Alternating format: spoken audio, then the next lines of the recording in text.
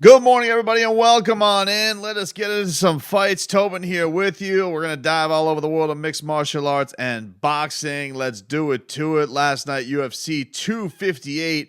You had Kamaru Usman taking on Gilbert Burns for the welterweight championship of the world as the two former teammates taking each other on. Big drama between them both. A little bit more spice than we thought it was. Going to be. All the friendliness. Honestly, it was funny seeing the two teammates going at each other. There was more spice between that. Really, there wasn't all the Conor McGregor, Dustin Poirier brouhaha that you had that week with her hugging, smiling. Dads now growing up, hot sauce being exchanged. This had it like some real intensity. We had both on this week. We had the chance to speak with Gilbert, and Gilbert definitely. Liked the fact, getting a chance to speak to him, liked the fact that he got the extra time to prep for this, and the fact that he wasn't going to step in on short notice. But I told you in the lead up to this fight, like I did think that if that was going to favor anybody, I thought that was going to favor Usman. I thought that all of the camp stuff is going to have more separation. There's going to be more time to settle in, and I thought that you saw that bear out. I thought you saw more time with Trevor Whitman. I thought they executed the game plan pretty much to perfection, outside of some craziness in the first round where he took a big right hand that sat him down, and it was off and running right away. Really, it's been interesting seeing these fights with Kamaru because you've had now two fights against guys who are dangerous on the ground, dangerous to engage with from a standpoint of the Colby fight. Both of them are great wrestlers. It was pretty much a stand and bang fight for 5 rounds until Kamaru busted up his face and broke his jaw. And then the same with this fight. He wasn't going to go to the ground and get caught in anything dumb from Gilbert Burns. And so it was pretty much a stand-up fight, and it was exciting. Kamaru looked really, really good. That jab was absolutely was so strong, and you could tell that it was bothering Gilbert, busting up his nose pretty quickly. Sat him down a couple times with it, where he was switching stances and putting his strong hand in front. So it sat Gilbert down. It was really, really a great game plan. And then the whole fight really changed in the second round, where he hit him with it was pretty much just 1-2s the whole way from Kamaru. So he hits him with just a vicious straight right down the pipe. Really hurts Gilbert Burns, and it really shifted everything from there. Gilbert didn't really have an offensive attack from there. Once the round ended there, we went to the third round, came on out, and it was just a matter of time. Sat him down with a jab, and then some ground and pound. Herb Dean was on the money with the stoppage. It seemed like he even gave Gilbert, I think, a little bit of wiggle room there. He tried to make something happen. Kamaru put a stop to that. And that's all she wrote, man. His third title defense. He's now got more wins in a row than anybody ever at welterweight, and is just building a tremendous resume. The guy is an absolute monster.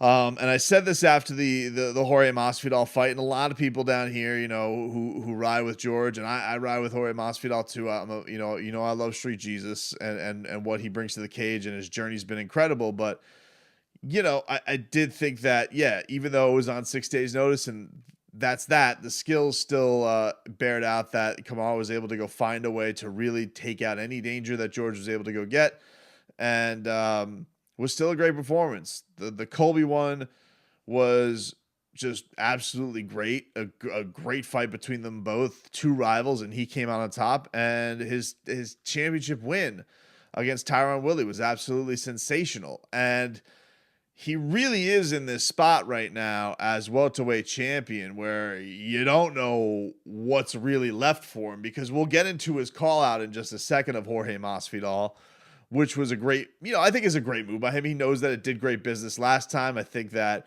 he's already built in the storyline that George has been talking. And it was funny going into the show last night, like I'm writing up notes and I'm trying to think about, the picture of the welterweight division. Where does he go from here? Because we got news this week of Leon Edwards and Hamza Chimaev getting axed again, and now Dana seems like he was going to go with Colby and Leon.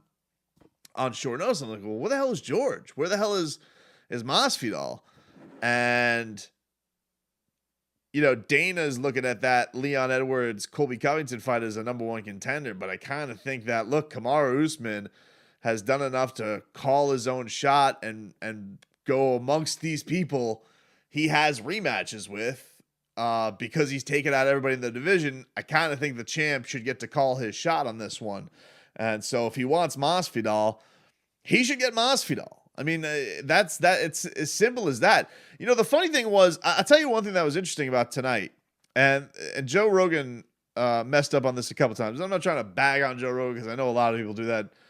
Easy pickings. But he said a couple times tonight that Kamaru Usman is, if he retired, he said before the night, if he retired right now, he retires one of the best welterweight champions of all time, which that statement is true. If not the best, that statement is not true, because the best welterweight champion of all time is George St. Pierre. Now, you get another win like this, and resumes start to stack up, and you see he's at 3 title wins. George, he of course has that number of 12, but he ended it again where, like, Kamaru almost scared him into it, where he's like, put some respect in my effing name. And he's like, I don't think anybody's not putting respect on your name, Kamaru. I think that you're one of the best, if not the best. And I'm like, well, no, he's not. If the best, he's one of the best. We could put him definitely up there. I think we could, you could start putting arguments that, has he passed Tyron Woodley? Tyron Woodley had a bumpy, title reign. Like, he had this sensational moment of winning the championship from Robbie Lawler, but it felt like the rest of his time he spent defending how good he was, but the championship fights were never that exciting. Well, Kamaru is dealing with a lot of kind of the opposite. And I found it interesting that, like, Tyron Woodley came out this week and he said that the UFC was pushing Usman too hard. That they can't just make us like him, which is a funny thing, because this is coming from a guy who was always willing to tell any microphone that I don't get enough respect or push from the UFC. Give me a little bit of love. And so they're trying to do that with Usman and put him right. And they're giving him a ton of media this week, and, all of that type of stuff, all of that type of support. But Usman's actually coming through with really exciting championship performances. Really is. Between the way he won the title from Woodley, between the way he beat his blood feud rival in Colby Covington, between the way he just beat his compadre there in Gilbert Burns, and the way that, he beat Jorge Masvidal on 6 days notice. Like, this guy is coming through some really, really captivating stuff, and now is trying to rekindle the flame of another Jorge Masvidal fight. I think he's worth all the push in the world, man. I don't know what it's going to take for people to put Kamaru in that statement of a star, if you will, because I think that I really just think he's got the whole package, man. He really, really does. He's not your run of the mill, wrestler who tries to run and hide. And, people will come at me with the Jorge Masvidal fight, and that's fine, but that's not every fight. Like, you can't, like with Woodley, like, that was happening, like, with every fight, like with the Maya fight, with the Wonder Boy fights, that was happening in every one of his title fights. And they were boring. They were boring outside of, like, a couple of seconds. So I just think that Usman just had a better reign than him. I think that is definitely arguable. Has he passed Tyron Woodley? Because Usman definitely has the argument. Plus, he has a win over him, and really kind of sent Woodley into a tailspin, really, for the rest of his career. So I just think that the only question I have, my roundabout way of getting into this, is we keep hearing about George wanted to come back and fight Khabib, and that was the fight to make for the longest. Let's do GSP versus Nurmagomedov. GSP versus Nurmagomedov. But why isn't there more push to get GSP out of retirement to fight Usman? Why not? I mean, tell me why. Like, that is, you have an ultimate chance here to have the GOAT come back and fight a guy who is in his prime. He's 33 years old. By the time you probably did that fight, because I imagine they'll probably do, Masvidal in the summer, but, he's beaten him once. Say he beats him again. Why couldn't we by the end of the year see GSP? There's been all this talk about him fighting a guy who's 155 pounds and catch weights and all this stuff. This is the division he was the best at. And he's definitely not closed the chapter on fighting. There's no itch from GSP to maybe want to come back and see if he could beat Kamaru Usman. I think it'd be a fantastic fight. It was interesting to me. Like we've done all this chasing between, GSP, the only fight that'll get GSP to come back is Khabib. Well, you have a guy who now you have the voice of your promotion, Joe Rogan, is actually laying claim that Kamaru Usman might be better at this division than GSP. He said it twice tonight. He said it twice. I don't agree with it. I still think GSP gets to have the status of it, but there's really no reason we can't have an answer to it. There's really not. I mean, if I were to tell you today, you could have GSP versus Khabib or GSP versus Kamaru, I think him versus Kamaru is a better fight. I think it is. I think it's more interesting. I think it's got more on the line. It's a little less wacky, and I think it's also something that could really do some big things for Kamaru if he were to get the win. Really could uplift him. But, George is a guy who's very protective of that legacy, so I don't know if he'll take it. But I just find it interesting that we've gone all this time trying to get him out of retirement to fight a guy who's 155 pounds when he steps onto the scales before fight night. Why not try and get him out of retirement to fight a guy who's reigning over the division that he was best at for years upon years, eras upon eras, and,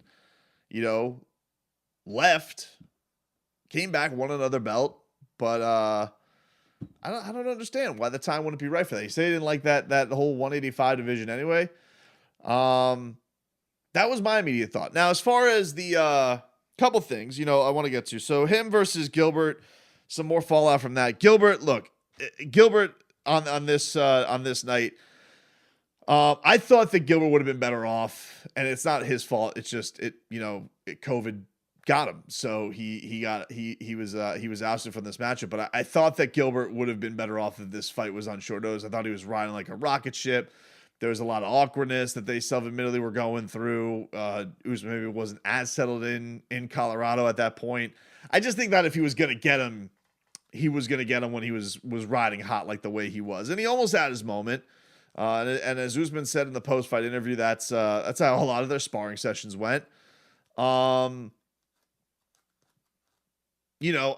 do think, and I saw this on the scale yesterday, I did think that, it just did look like Kamaru was a lot stronger than him when he hit, even though he had some swift hands that hit him with a big shot.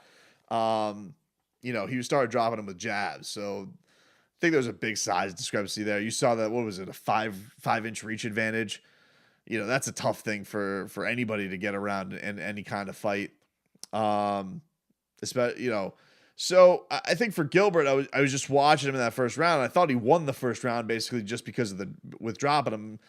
I know that the numbers were a little bit skewed because he was trying to lure Kamaru down and get him into the see if he can lure him down to the ground. But I thought that he won the round because of you drop somebody like that. I think they got to do a lot to erase that.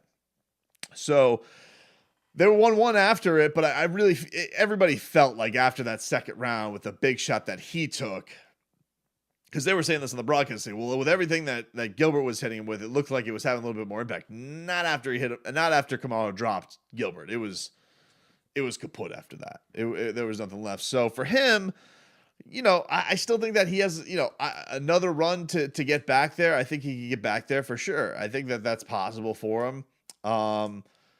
He's just scratching the surface. I think there's some fun matchups there. Hell, if I were him, I would talk about going to fight Leon Edwards on short notice. I don't know what kind of a turnaround he wants to do, but if, some people do short ones, maybe he wants to go do a short turnaround. But Gilbert, I think, is going to be back, man. He's got some really, really good skills. He's really well-rounded. I thought that it was interesting in the whole lead up because I really do think there was a lot more hostility in the lead up than was let on.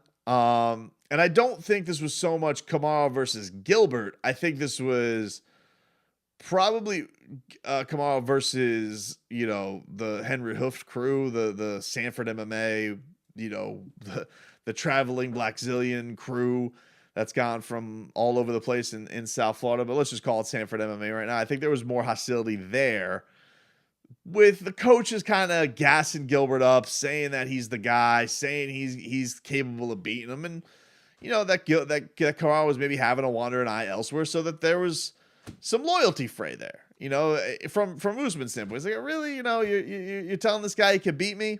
You guys are kind of going rats off a ship on that.